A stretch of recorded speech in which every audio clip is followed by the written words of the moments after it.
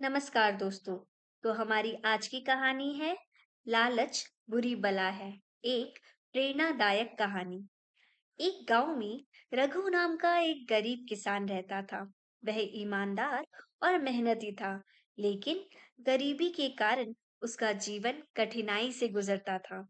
एक दिन खेत में काम करते समय उसे एक पुराना मिट्टी का घड़ा मिला।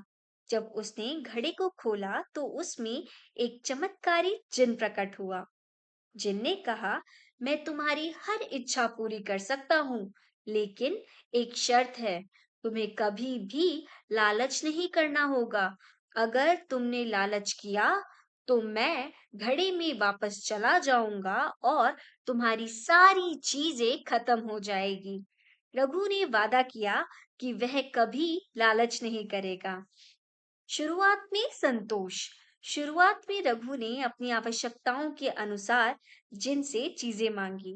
उसने एक बड़ा खेत मांगा, एक अच्छा घर मांगा, कुछ पैसे मांगे ताकि उसका परिवार आराम से जी सके। जिनने हर इच्छा पूरी की और रघु का जीवन सुखद हो गया। लालच की शुरुआत। धीरे धीरे रघु के मन में और अधिक पाने की इच्छा जगने लगी। उसने जिनसे और धन और संपत्ति मांगना शुरू कर दिया। उसका लालच बढ़ता ही गया। उसने गांव के सभी खेत अपने नाम करवा लिए। उसने सोने चांदी का खजाना मांगा और उसने बड़े महल और नौकर चाकर मांगे। लालच इतना बढ़ गया कि रघु कभी संतुष्ट नहीं हुआ। अंत में सब कुछ खो दिया। एक दिन रघु ने जिन से कहा, मुझे ऐसी शक्ति दे दो जिससे मैं दुनिया का सबसे अमीर और ताकतवर इंसान बन जाऊं।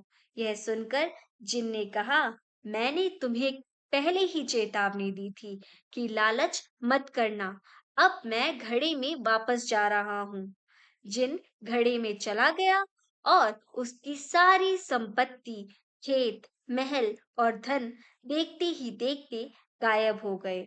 रघु फिर से वही गरीब किसान बन गया। तो इस कहानी से हमें तीन सीखें मिलती है। पहली, लालच विनाश का कारण है।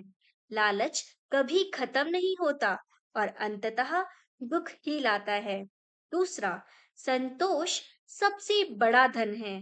जो व्यक्ति अपनी जरूरतों पर ध्यान देता है और संतोषी रहता है, वही सच्चा सुखी होता है। और तीसरा, सावधानी पूर्वक निर्णय ले। अनावश्यक इच्छाओं में फंसने के बजाय हमें जो मिला है उसकी कदर करनी चाहिए।